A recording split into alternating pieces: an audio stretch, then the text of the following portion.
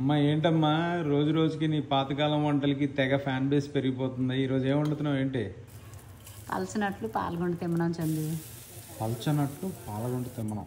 పాల్గొండ తిమ్మనం అంటే పాల్గొండతో చేస్తాము. పాల్గొండ తిమ్మనం అంటే పాయసం లాగా? పాయసంలా చేస్తాం. అది మనం తిమ్మనం అంటాం. ఓకే. పలచనట్లు అంటే మామూలు మినపట్లు కాదా? మినపట్లు బియ్యం నానబెట్టుకొని కొంచెం పలచగా చేస్తాం. ఈ తిమ్మనంకి కాంబినేషన్ పలసనట్లు తిమ్మనం చట్నీ. Okay okay. సో తిమ్మనం ఎలా చేస్తాం? పాలగుండ నానబెట్టుకొని ఒక గంటన్నర నానాక, అంటే ఈ నానబెట్టినప్పుడు కొంచెం కొంచెం టైంకి అవి నీరు తేరుతూ ఉంటుంది, పాలగుండ అడుక్కు వెళ్తుంది. ఆ నీరు ఒక 3 times వంపేస్తుంటాం. ఒకసారి వంపేసిన వెంటనే మళ్ళీ నీళ్ళు వేస్తాము. అది ఒక పావు గంట అయ్యేసరికి మళ్ళీ తేరుతుంది. అలా వంపిస్తుంటే 3 times అయ్యాక వడకడతాం.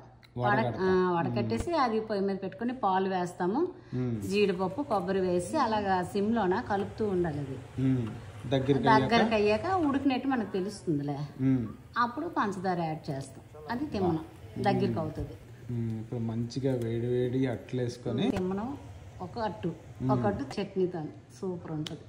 దేంతో తింటావు నువ్వు? నేను చట్నీ. నేను తిమ్మనంతో తింటా. ఏది బాగుందో చూద్దాం.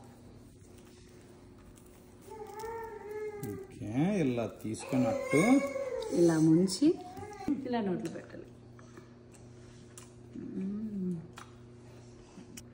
ఇప్పుడు నేను తిమ్మనం. ఇప్పుడు నేను చట్నీ.